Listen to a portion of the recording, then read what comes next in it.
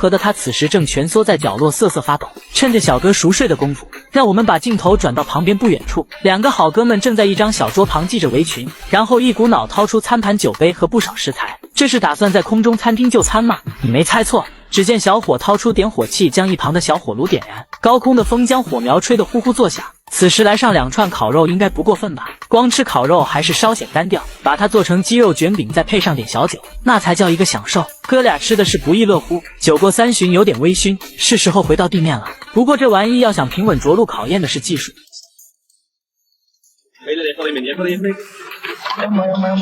虽然餐盘撒了一地，但他们总算平安回到了地面。另一边闹钟正好把小哥吵醒，打开眼罩一看，自己竟然在城市上方。小哥还以为是自己起猛了出现了幻觉，不过也是时候找个地方降落了。前面的沙滩就是个不错的选择，能不能平安落地就要看接下来的操作了。只见小哥